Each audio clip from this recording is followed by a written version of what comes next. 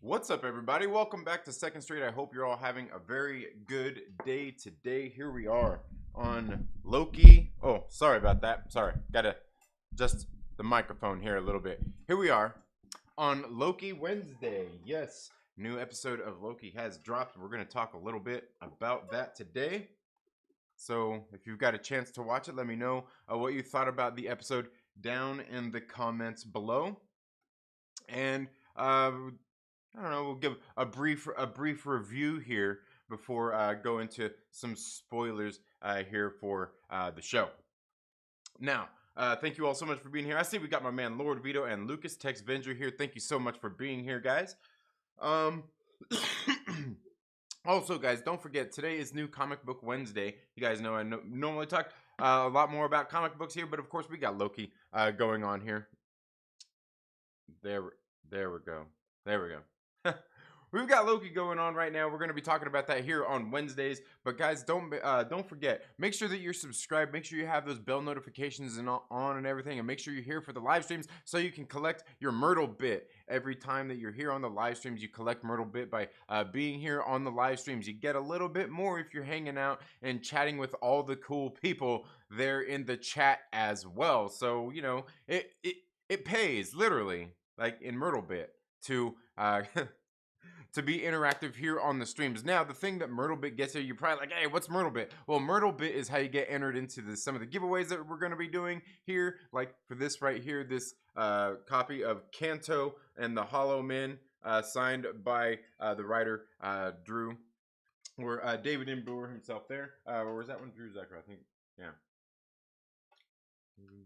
David Brewer? I think it was Brewer that signed this one. Yeah. Yeah, from the writer David Brewer did this one. Okay, yeah, it was. Did the signature on that one, but I also got this copy right here of Baby Teeth issue number 17. This is the Brave New World variant. It's a comic shop down in Santa Clarita, California. That I got this from there, and it's this is a David Barron variant, and it is signed by the artist David Barron himself. Yeah, so make sure that you get entered into that for your Myrtle Bit. Now, the other thing that we'll be talking about this here probably tomorrow. This right here is 2 stories. I finally got a chance to read this book, and this book is excellent. All right, I'll find out, see if there's a website or anything that you can get these from the writer himself to get a copy of this. But we are also giving a copy of this away. I finally got a chance to read it, and man, it is such a great book. One I think that you definitely need to check out and read. But getting right here into the Loki series, episode 3. Here we are. Right, it starts off much picks up right where episode 2 left off. You see where the Lokis had escaped from the TVA.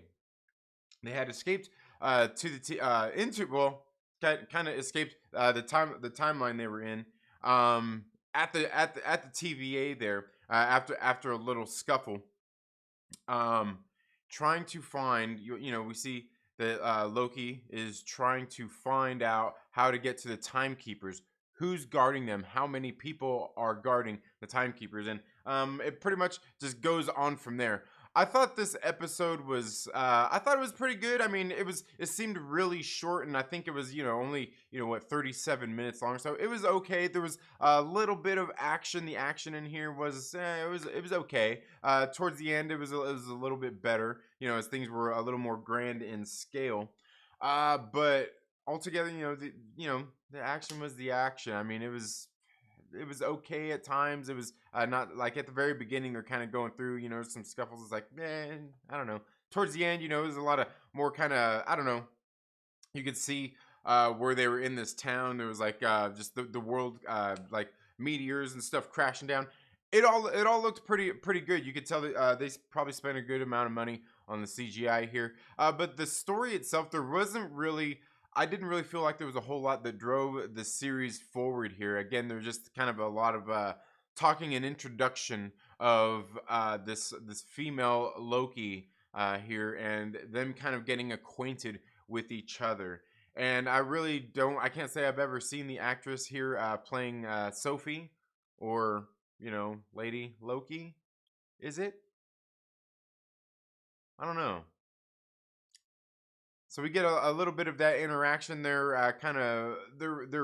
I guess you could see that they're kind of growing. They're budding relationship here, if you will, of them kind of working together or against each other as they're trying to, just figure out what's going on with the TVA. Because, obviously we've seen this Loki variant, this Lady Loki going around. She sent off the bombs in the last episode, and just a lot of just kind of the repercussions of that, and learning who this character is. And we learn a little bit about this character in this series, in this episode. I don't really feel like we got a whole lot. But altogether, the episode, it was okay. This is probably going to be the worst episode of this series, if you will. I don't know, episode 3 here, getting ready to go into episode 4. So we're getting ready to. The show's coming to a close with only 3 episodes left. We're halfway through right now, and we didn't get any Owen Wilson in this episode. We mostly got just our 2 Lokis here, and I don't know. I thought it was an okay episode. It wasn't really. I don't know. We learned a couple of cool things. There's a couple of things, like when it comes to episodes like this, I feel like what's really going on, especially in this episode, is there's a lot of seeds being planted and just things like that for stuff to come, as far as what's going on here with this world, how she got here, who she is, what Loki's plan is, who is the bad guy, who's in charge of all this stuff. I don't know. I thought it was an okay episode. Definitely not the greatest. But let me know what you thought about the episode. And then we'll get into a little bit more spoiler chat. If you guys have any theories or anything of what's going on here, I definitely have some. If you ask me, I've definitely got some theories. Okay, so let's see who all we've got here. We've got Lord Vito, my man, Lucas Tex Venger as well. Reefer Man reviews, another one of the Immortal Myrtle Maniacs. Man, we're full of Immortal Myrtle Maniacs here today. Look at you all. I'm letting the new mods take a crack at it. Little do they know, the other channel comes back, they lose the power. Oh man, that's funny. Oh, I'm supposed to be sleeping. That's funny. Right. Don't tell them I'm here. That's funny. I'll keep your secret. That's funny. Yeah, Myrtle Bit. Ooh, 165 Myrtle Bitses. Yeah. Yeah. Wayne in the building. What is up? Landon, thank you so much for being here. Nice shirt. Lord Vito says Loki thinks the time stone he stole will help him against the Time Lords. Yeah, there's a lot going on here. He said, Lord Vito says I thought it was a 7 out of 10. Landon says I haven't seen the episode yet. I fell asleep. Oh man. All right. 7 out of 10. That might be a bit generous, but I would say it's probably, I was thinking maybe a 6-ish, maybe 6.5. Yeah. Maybe a 6.5. All right. 500 Myrtle Bits. Bam. Bah. Okay. So in these episodes like this, especially in this series, we get this episode where it's just a lot of talking. There's a lot of just little things going on, little things being discovered, found out, planted. This is really where the MCU lays a lot of its groundwork for future films, movies, just things to build on later, leaving little just open threads. And I feel like they did a lot of that in this episode.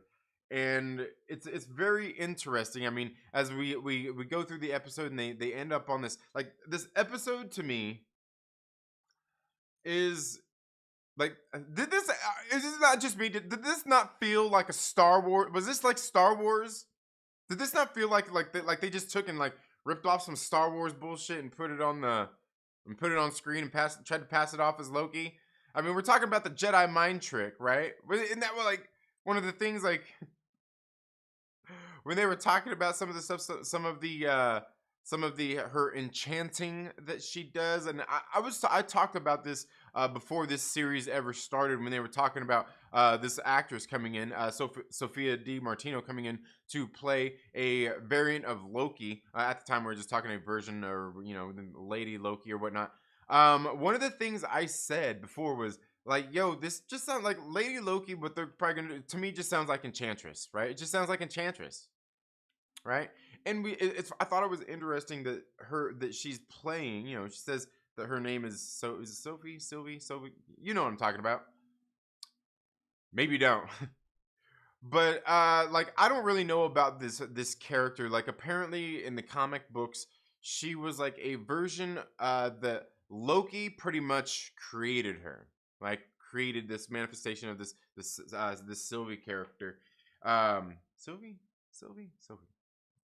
Anyway, and so he basically like created her and gave her consciousness and everything. She eventually kind of took on the mantle of I believe the Enchantress anyway.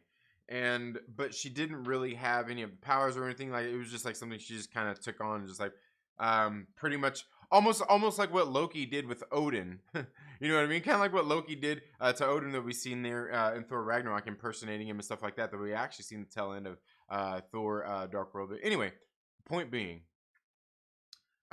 we see a lot of the similarities there with this character, but I don't know. Is this the Enchantress? I doubt it, but I kind of feel like they're kind of maybe going there with it too. The MCU is really just ultimately Marvel mystery meat, where they take different. It seems like they take kind of like different things that have happened in the Marvel comics and kind of mash them all together. They toss them in one of them Jack LaLanne's, right? One of them Jack LaLanne's, and the juicers, and then they come out with and to me, that's really, kind of what this seems like to me. But anyway, they did just like a lot of talking, and a lot of everything else. I mean, it seemed like a ripoff Star Wars, right? It not seems like her enchantments won't work on him, because he's got a strong mind, is what he said. I mean, it's kind of like how the Jedi mind trick works, and then the way that she enchants them. I thought that was interesting. She talked about how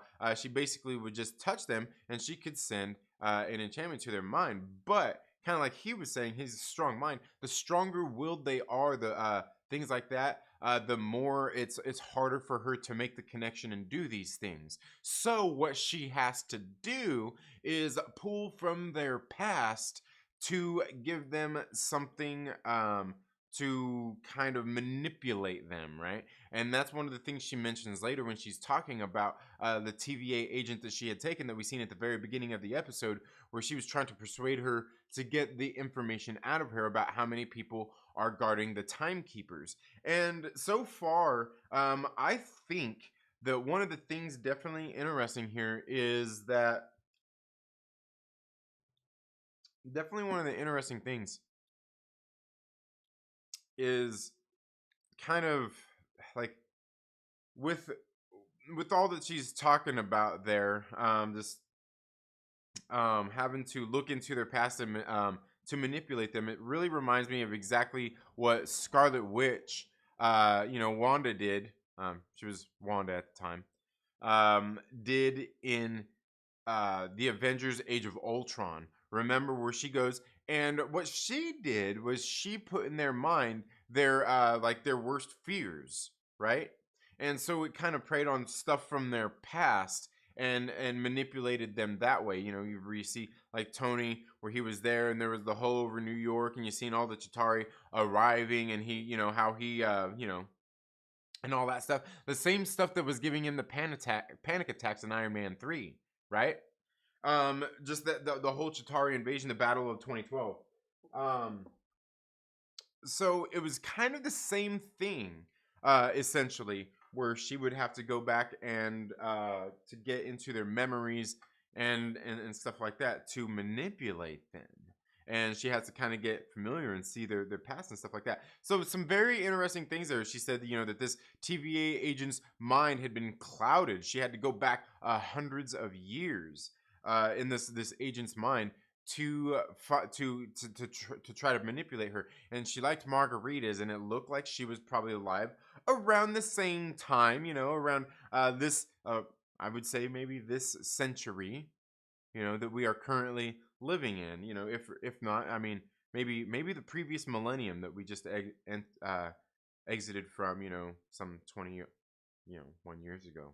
But anyway, the whole point being, it seems like it's, kind of in this time era that it was in, this agent was from. And we also know at this point that this probably when Luke Wilson's character, Mobius, was taken away as well, where we seen that Loki was talking about how he heard that the TVA and all of the agents were created by the timekeepers, which, and that's one of the things I was kind of saying after that first episode as well. I was like, okay, well, they're all created by the TVA, right? And it's like, okay, so then they're not really real. They're artificial. And so therefore, if that's how it was, we wouldn't have people like Mobius, who seems like he's a little bit questioning everything going on around and suspecting some of the stuff. Just everything going on there, right? I mean, you would have the agents like that. They would all be a little more orthodox, like we see. What's her name? The Renslayer there, Ravonna. And where we see some of that, where she's a little more, more by the books, and a lot more of the agents are very, order followers. You wouldn't get none of that kind of dissent if they were created. You know what I mean? I mean, maybe that's just if you ask me. So we basically learn here that these people were, and I think this was some of the theories coming out before, was that these people were different agents plucked from different timelines and put here in this agency. Now the thing is I think is that these people were recruited. Were they variants? Were they bad variants that were doing diverting from the timeline, or were they just what was it? What was it that got them there to be agents, right? And then that's what I was kind of thinking about, right? What got Mobius there? What got Ravonna there? What got all of these different agents there? What got them there? Were they variants? Were they variants from divergent timelines that were, doing stuff? I mean, that's what they would have you believe, right? I mean, maybe they weren't variants doing devious things, because who dictates that? The timekeepers, right? That sacred timeline. Obviously, it would be them that are out there recruiting all the people, the staff, and even the Minutemen and everything like that that are going out there. So they would kind of decide it. So they would probably get whoever they wanted. And so they probably seek out certain people and they go through a recruitment. And I would think that that's exactly what we've got going on with Loki from maybe Mobius, right? Who is one of these people who is kind of questioning things and kind of dissenting a little bit from stuff. Because there's definitely one thing that we've got here. I want to know from you guys, like, who do you think the villain is in this show? Who do you think that antagonist is? Who do you think the bad guy is here? Huh? Who do you think that it is? And I do say antagonist because I believe was it Moss was in here talking some sense the other day about one of my thoughts was but it being the antagonist, not necessarily the villain here. Now I can guarantee you I have a pretty good idea of who it is, but we'll get a little bit more into that in just a minute. So you get all these things. Okay, so they obviously got these agents from divergent timelines and things like that. That who decided that they were the bad guys that were coming in, and also like they decided to get Loki, and I think that's kind of what he's going on is maybe he was actually being recruited to come into the TVA because they wanted somebody with maybe his level of expertise in things, and that's what he was doing because we even see that this version of him, Sophie had said this same thing, like, oh, I can't believe you're working for the TVA now. He's like, I'm not working for the TVA. I'm trying to do, and he was kind of laying it out. And the thing is, like, yeah, I mean, that's what you think, because he's trying to take things over and change that. Like, he always thinks that. That's what he was always trying to do. You think Luke Wilson's or Owen Wilson's character don't know that? Mobius don't know that he is out there trying to take maybe change stuff or take over, overthrow in some sort of way. Like, he kind of knows his gig. He knows what he's all about.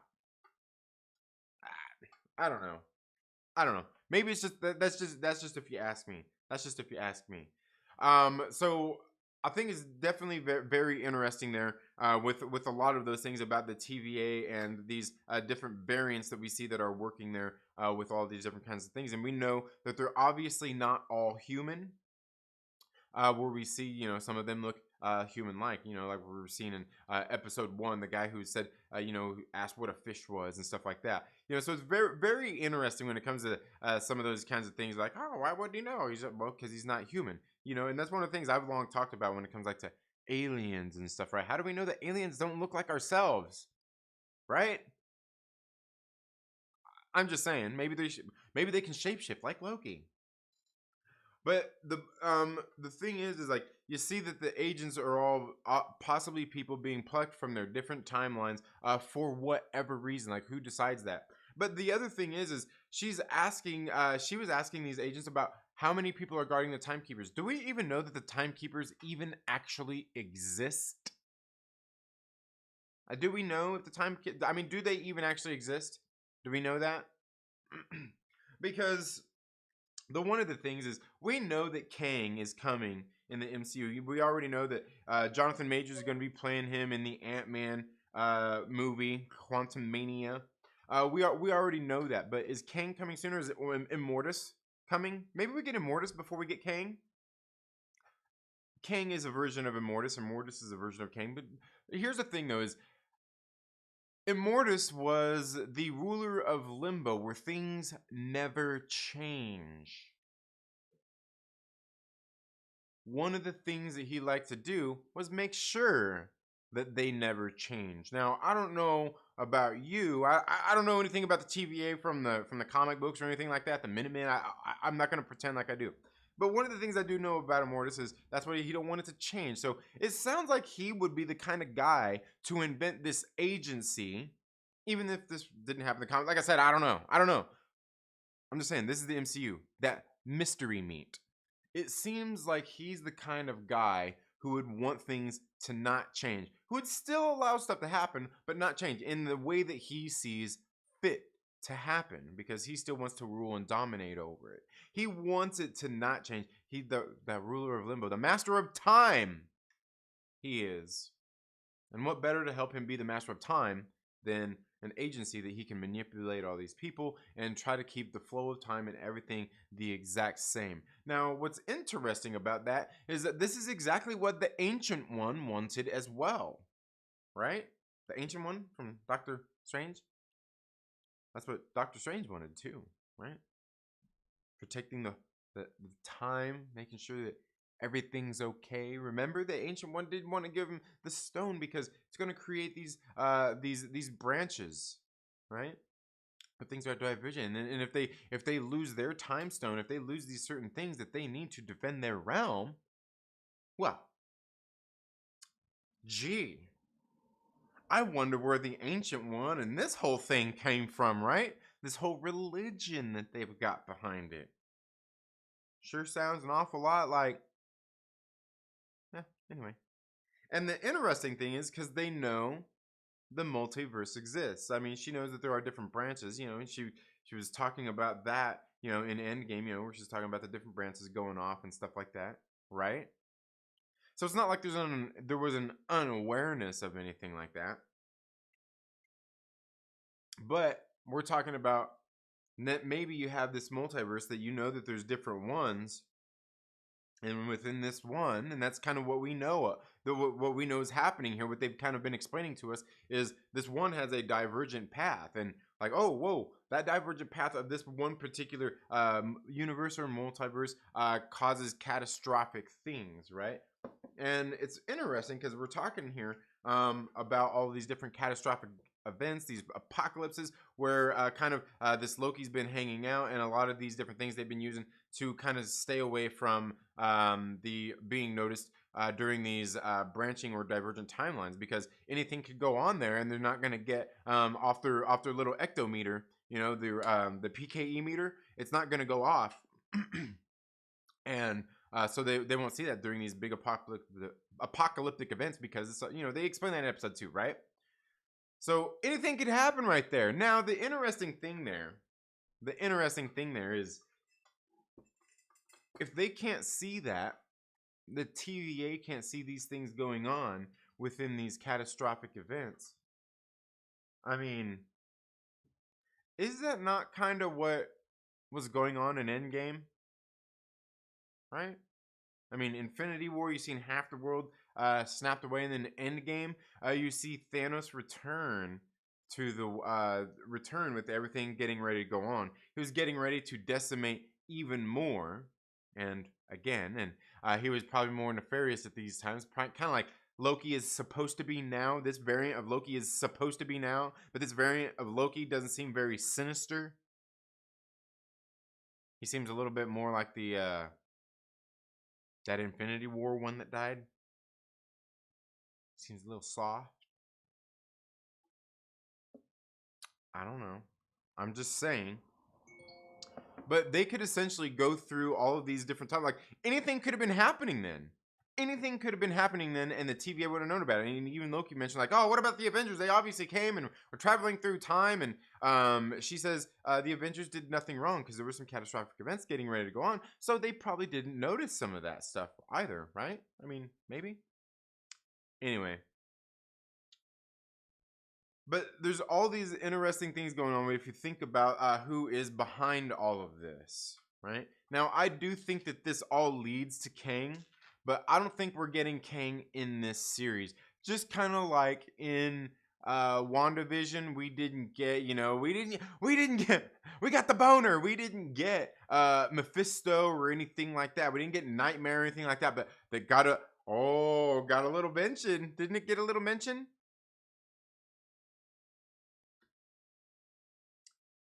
I thought it was interesting where they were talking, the Lokis were talking in this episode. The Lokis were talking about relationships, right? And they were talking to each other about who they were, romantic loves. And, the one Loki says to the other one, well, you were a prince. Surely there were princesses or, ones you wanted to be. Or maybe a prince.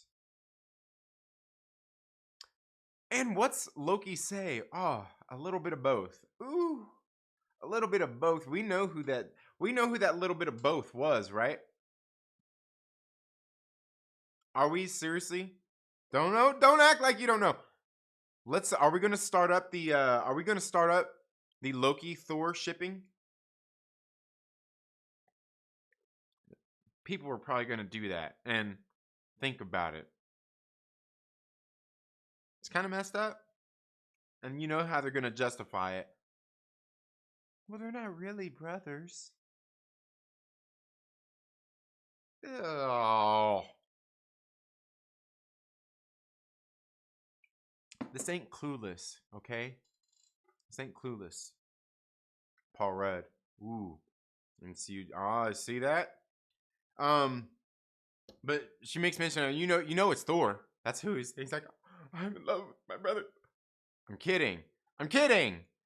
But she also talked about how she possibly has some, but they were talking about some of these different kinds of things, and I don't know, man. I don't know. There's some very interesting stuff kind of being laid out here, but this episode overall, it wasn't really that good. Now, thinking again back to this villain, I'm telling you, and I was trying to say this before. You get those big names on a show or anything, they're probably going to be a villain. Now, Owen Wilson, we see the kind of relationship that he's had there with Ravonna, right? Ravonna, and how they're flirting back and forth and everything, right? And it makes me think, like our villain for this series was introduced to us in the first episode, just like in WandaVision, right? Who did we get introduced to in that first episode? I think it's Ravonna. No. It's Owen Wilson. It's Mobius. Mobius is the villain here in this episode throughout in this series. Guarantee it, right? By the time we get to the end of this episode, which, by the way, has anybody translated all that stuff in this town when they got to the little town? And again, now between some of these conversations and everything is Star Wars. This is just Star Wars rebranded Marvel, was it not? I mean, getting on the ship. Oh, I got this prisoner. You need tickets. And the Jedi mind trick. Like,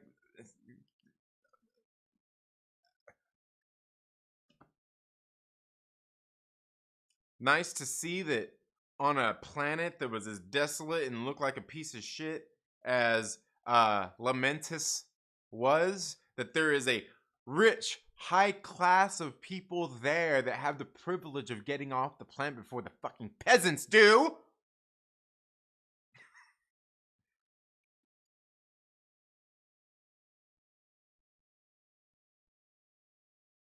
All right. But we see, did anybody translate all the language? Because they purposely went through and they were panning the camera around during a lot of those shots in the city once they get there to this town. They purposely show a lot of the language and stuff that is everywhere. Has anybody translated that yet? Some of it looks like the language, like on Peter Quill's shirt from from Guardians of the Galaxy, and this planet and everything. The way it looked, how cosmic it looked, it was very reminiscent of Guardians of the Galaxy. One thing I forgot to mention when they were on that little train, that little bullet train, once they finally got on here, which is, I guess, kind of where we were at with the privileged people getting on the train, is the interior of that train. What did that remind you of anything? Did that remind you of anything? The interior of that train is just like, it just so reminded me of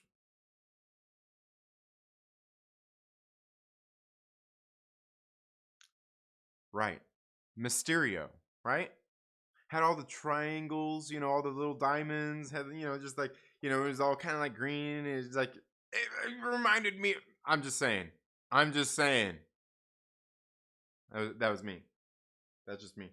But they were there in the town. They're trying to get off the ship, right? Or get off this planet and get in that ship. And we see that the ship ends up getting destroyed and everything like that. They didn't make it there in time to get on the ship and get off so they could get their little Palm Pilot charged so they could open a gateway.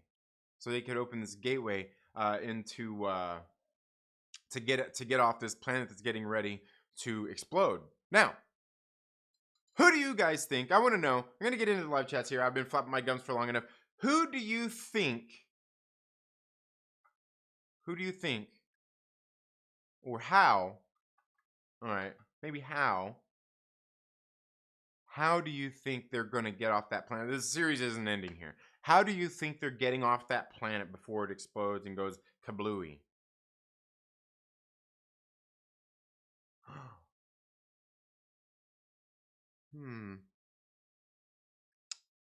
Kablooey. Interesting, right?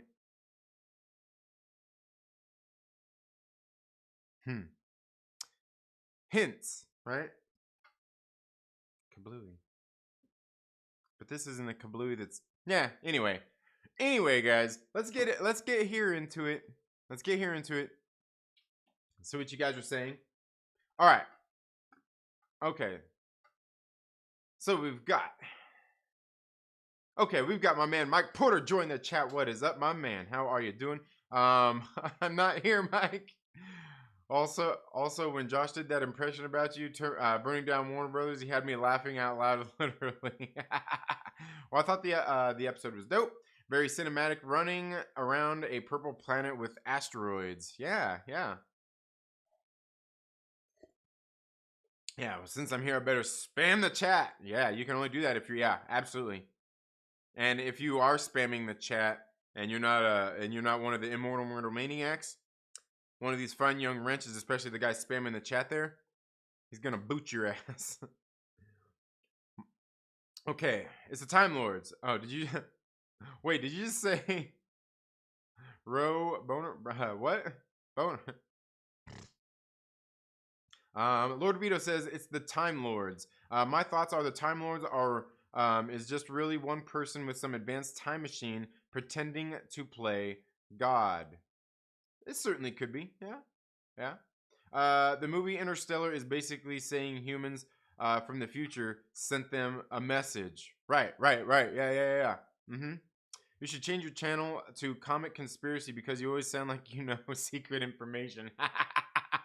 Yeah. And that might actually be a little bit more fitting. Maybe we need to start another channel. Should I start another channel? Should I start another channel just in case YouTube decides to boot my ass from this one? Because I played some shit I know I shouldn't have. Should I do that? Oh my god. Here we go. Okay. Bruh, you had me going with Loki and Thor hooking up. Oh man, yeah. Daniel Fisher, thank you so much for being here. Says it couldn't be Noob Master 69. I don't know. Yeah. Oh, Lord Vito don't like the Noob Master. Yeah, Owen Wilson. Yeah, Owen Wilson. Aggressively relaxing. Thank you so much for being here. Says Mobius is a good guy and he is going to get his jet ski ride at the end. Yeah, I think he will. I think he will get his jet ski ride at the end. Interesting that he was talking about the early 90s and he's talking about maybe around the same time that one movie happened. Don't act like you don't know what one movie I'm talking about. LAMENTIS is beautiful this time of year. Yeah, the key is the jet ski. Mobius knows something. Yeah, absolutely. Yeah, he knows something for sure. Good point. It was Guardian.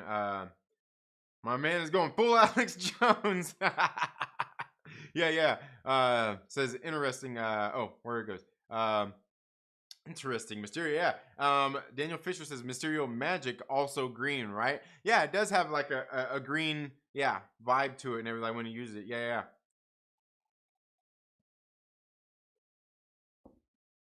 Time zone. Human crack 0890. Thank you so much for being here. Says Timekeeper is just an older Loki. Very well could be. Very well. Because we do know that what's his name? Richard E. Grant is said to be in the series, and I think nobody really knew who he was supposed to be, and it's kind of been rumored. And I think I even heard Josh over at the Den of Nerds talking about that he is possibly going to be playing this older version of Loki, which is cool. Which is cool. What if he plays Immortus though? But anyway, it works. I think it works. I could see Richard E. Grant doing that too, being this old mischievous Loki. I could totally see it. I could totally see it. Yeah. Mr. Anderson, I'm more curious about who you're insinuating it's going to be. Oh, the bad guy? There's a giant escalator to get off that planet. Yeah, yeah. Mobius is Loki. Yeah. Wait, I'm not immune. Wait, I'm not immune, Trinity? Wait, what are we talking about? What? Talk about Kang. Well, I mean, I'll be honest with you. I don't really know a whole lot about Kang either. I don't know a whole lot about Kang other than kind of, he is a version of Immortus. He is also, was it Nathaniel Richards? Could be wrong there. And that's, I mean, I honestly can't tell you more about that. I won't pretend that I know more about the character than I do. Lord Vito. Mike Porter says Lord Vito, that was hilarious when Josh imitated. Yeah. Oh man, look. Always have a backup. There you go. Always have a backup. Yes. I used kablooey gum, turned my teeth blue, ended up on Vormir. Nice. Fatal J, what is up, my man? Says, haven't seen the new episode yet. Trinity or Comic is currently in printing. Nice, Fatal J. Hell yeah, can't wait to get it. Sweet, man. The Myrtle Maniacs, can't wait to get it. Mr. Random says the first message was about who will save them off the planet. Who will save them? The second was about being. The second was about being banned. Oh yeah, banned. Yeah, okay, all right. Yeah, no spam in the chat. No, okay. I think that's what you're talking about. The spam in the chat. Yeah, you gotta be careful. Yeah. Aggressively says every character in the whole show is actually a variant of Loki. Boom. I like that. I like that idea. But okay, it's like getting into that. I think that Mobius is probably the overall like antagonist or villain here of this series. Just like in WandaVision, we were introduced to Catherine Hahn's character, Agatha Harkness, at the very beginning, episode 1. I guarantee you, in episode 1, we were introduced to our antagonist or who our villain is in this particular sense. And to me, we see, like, and here's the thing is like, it's like she had her own kind of motivations, right? Agatha Harkness did behind what she was wanting to do and everything. And Mobius here definitely, I would say, has a motivation as well, considering everything that we see going on in this series, in this throughout. I believe that Owen Wilson's character Mobius M, Mobius, right, is actually our bad guy here. I believe he's the antagonist. Now, how much is he going to go on after this series?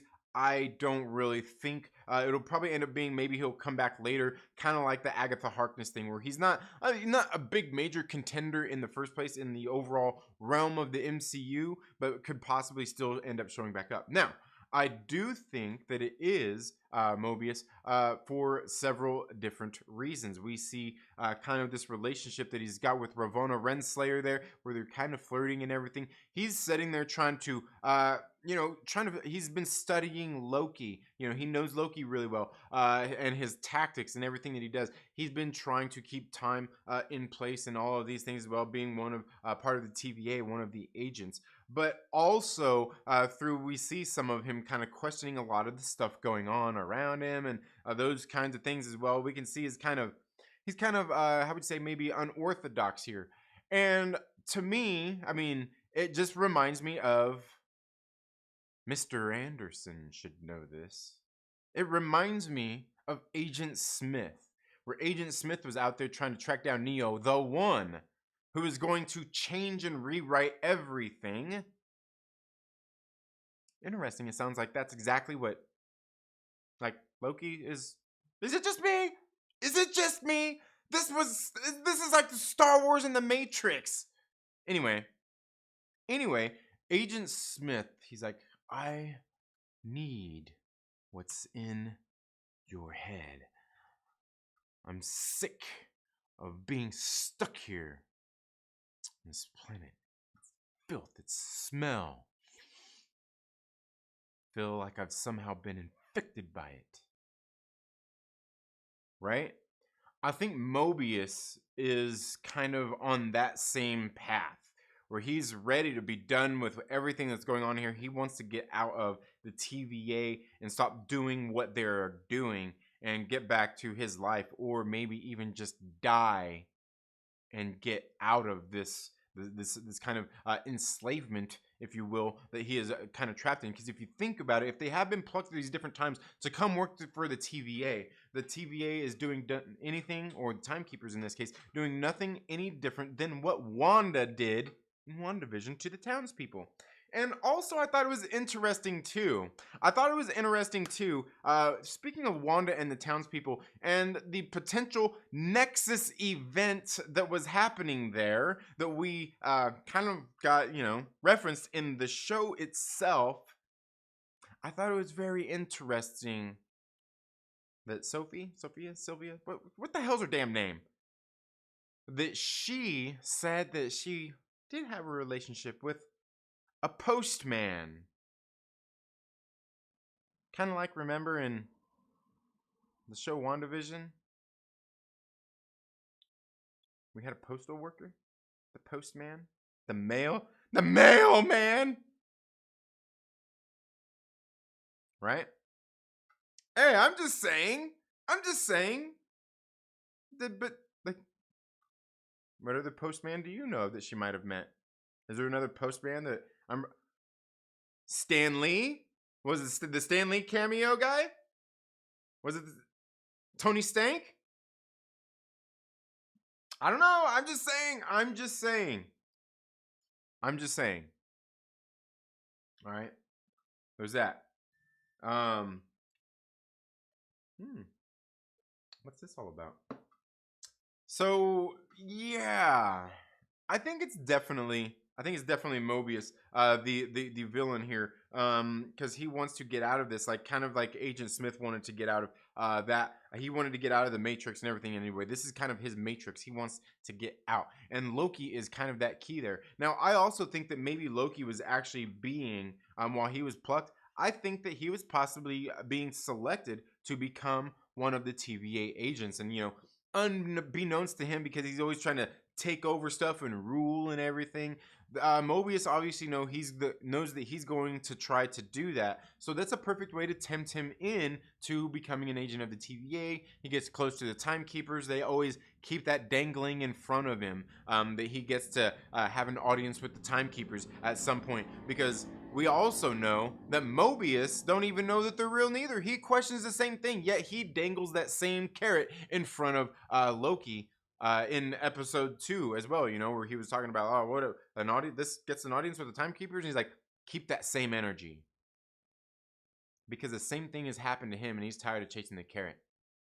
And maybe this variant Loki, one of them, is the key to getting out. Anyway, let's get in here and see what else we've got.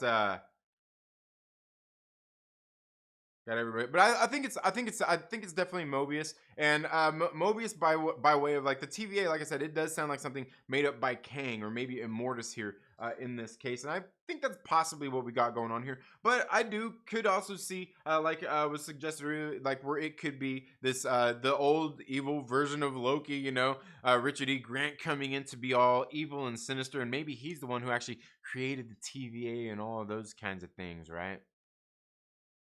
Maybe it's actually him, and that would actually be freaking excellent, because this Loki that we're getting in this series is not the sinister Loki from 2012 that we've seen that grabbed that Tesseract and escaped. This is not that same Loki. He's not that.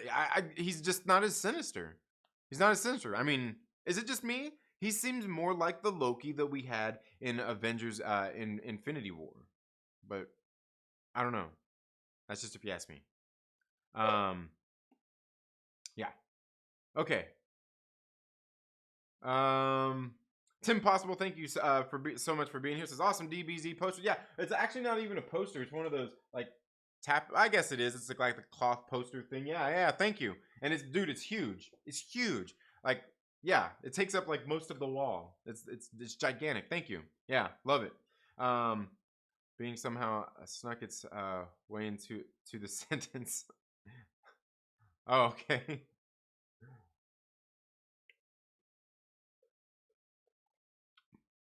When your main character is Loki, we don't meet the villain of the show. We meet the hero. Right? All right. I gotcha. Duly noted. Professor aggressively relaxing.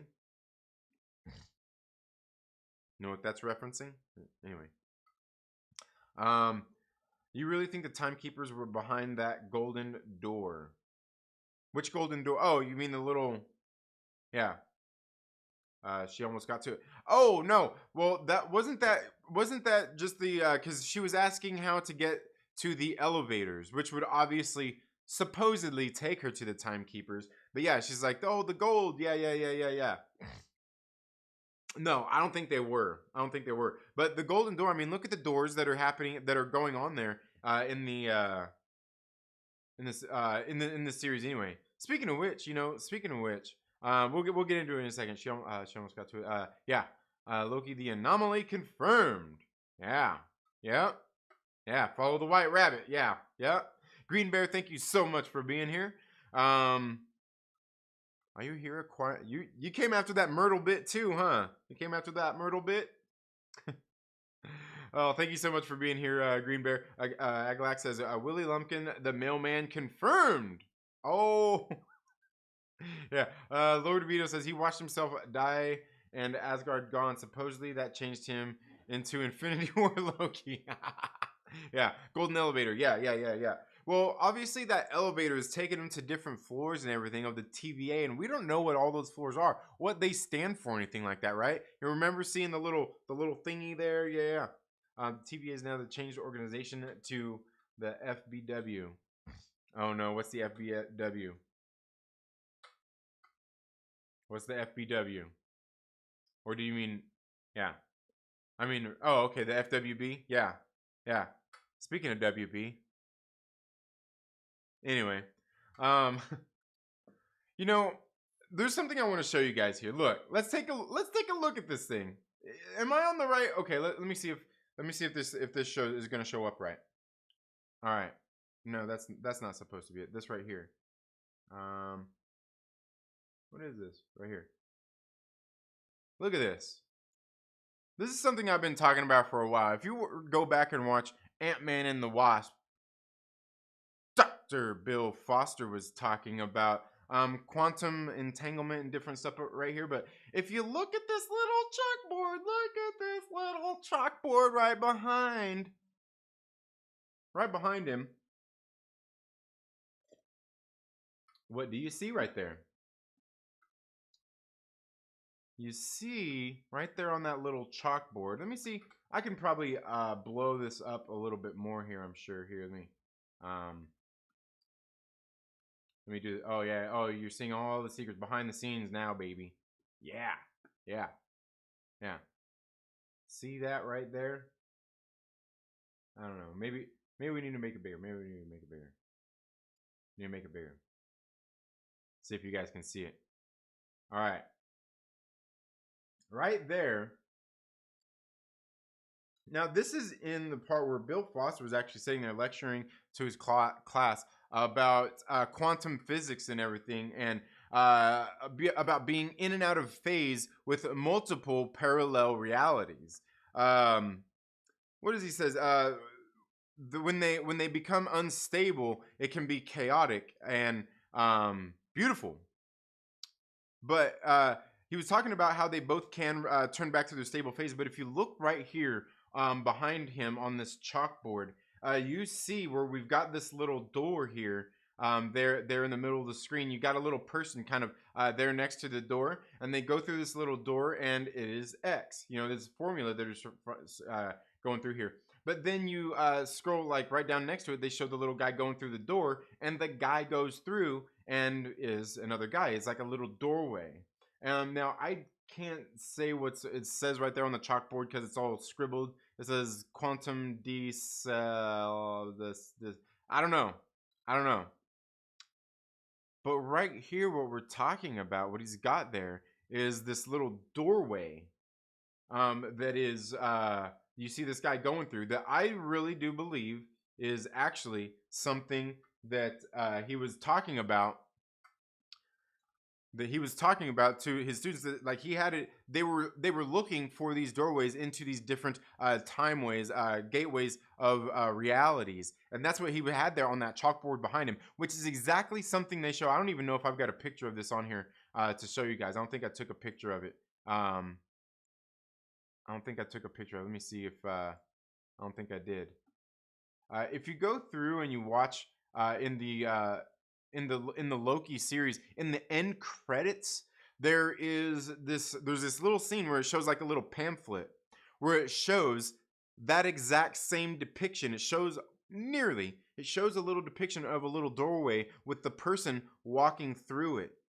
Right, and it has a little description about what's going on there. It's the exact same thing shown there behind Bill Foster on his little chalkboard. And what this is these doorways that they're using to go through to these different times where the TVA is using to go through these different divergent timelines, if you will, these different realities, which is very interesting, especially when you think about what going back to Spider-Man Far From Home,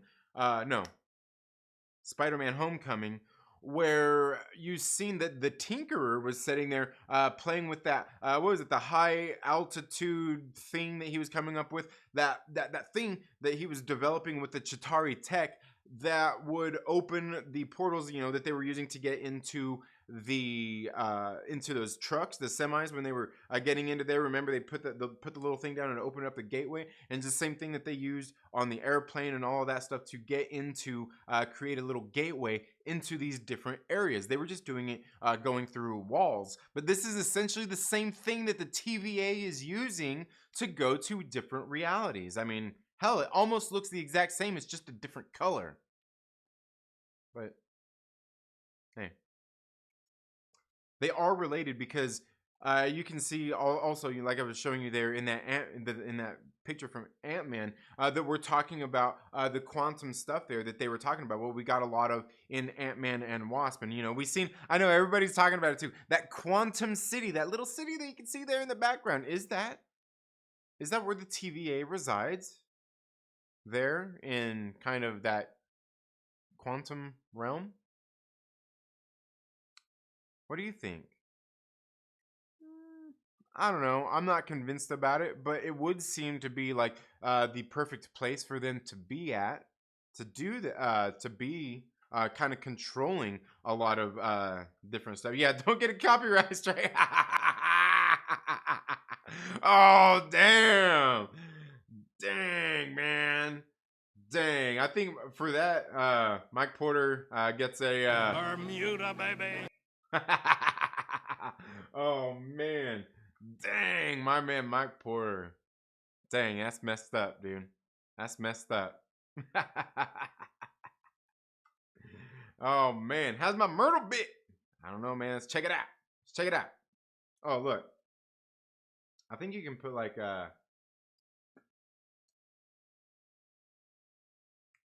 look, I think that does it. Or is it just or is it, I don't know. We'll see. We'll see here. Ooh, 735. I can't remember. It's one of these two. It's one of these two that triggers it, I think. I could be wrong too. Yeah. Oh, and I still need to put on the bitses for the channel members. Yeah. For the channel members. Yeah. There we go. Oh, dang. Look at Nikki. She creeping up in number 10. Oh, dang. The battle is on. So, yeah, just some very interesting things there when it comes to like that thing with Bill Foster. Like but some of these seeds were planted there in the Ant-Man thing. You know, we know that the same thing that's what they were trying to create. Find like this quantum realm. He was working. Remember, Ghost? Wasn't that Ghost? Her father was working on the same technology that Hank and them were kind of working on as well. And he created that. Remember, he had that explosion and everything kind of seemed like it kind of imploded and then exploded, and she kind of got stuck in this kind of quantum entanglement where she was going, you know, she was being ripped apart, I guess, if you will, by the particles and stuff, just by going through just that different stuff. And she needed, remember, like the quantum particles they were getting to help their friend. Anyway, is that who they were talking about? Makes you wonder at this point. But we see like a lot of these seeds were planted back then for a lot of this stuff going on. And likewise, you know, which kind of still brings up the point of, you know, who was the person making all that quantum tech that Hank Pym was buying. Who was making the tech? Who was making it? Why wasn't Hank Pym making it? Who did Hank Pym have to go to get the supplies that they were getting to build all that quantum tech? Obviously, they went to Sonny Birch, but who was he getting it from? I don't know. We need some answers. And we're not getting them in this series, are we? Certainly not in this episode 3. But anyway, guys, I think that's really all I've got as far as the series. Let me know again if you guys have any thoughts or anything. Get here in live chat to see what everybody else is saying here. Yeah, the friends with the, oh, I mean the FWB, the F. Oh man, dang, yeah, the F Warren Bros. That's funny. Yeah, that's funny. That is hilarious. You guys are cracking me up. But anyway, I don't know. This episode, it wasn't that great as far as like action or anything is concerned. I think it was definitely good in kind of expanding this world out and learning a little bit about the TVA and kind of the people behind it and what exactly is going on here. I think Loki's kind of being manipulated here at the same time, and possibly even being manipulated by himself. Right? Is it Kang? I don't know, man. I don't know. But anyway, guys, that's going to bring us to a close here for this stream. Thank you all so much for being here today. Again, guys, make sure you subscribe to the channel. Make sure you give this video a thumbs up and stuff. Consider if you would like becoming a channel member. I'm going to be doing some giveaways for channel members for the Immortal Myrtle Maniacs. But don't worry if you aren't one of the channel members or anything. You're just here hanging out in the live chats and the streams and interacting with all of these great folks. You still acquire Myrtle Bit. You do that by hanging out here in the live chats with everybody. You can check your Myrtle Bit by entering that into the live chats. Exclamation Myrtle Bit. The Myrtle Bit helps you get entered into the giveaways that we are going to be doing here on the channel. We do have some of the things I was talking about at the very beginning of the show that we are giving away. We are giving away the signed copy of Kanto and the Hollow Men. An absolutely great series. I've really enjoyed the Kanto series. We've also got this David Barron variant of Baby Teeth issue number 17. This is a Brave New World Comics exclusive, signed by David Barron himself. You can see that there. We've also got this right here that I am telling you is an absolutely great freaking book. I just finally got a chance to read this yesterday, and let me tell you about this. This is Two Stories, is a memoir about faith and mental illness by Zarek Award-winning cartoonist Joshua Kimball. Josh thought he was living the artist's dream. The young, ambitious comic creator had a hip Portland apartment, an affectionate fiancée, and his whole life ahead of him, until the night he finds himself on Burnside Bridge, willing himself to jump. How did he get here?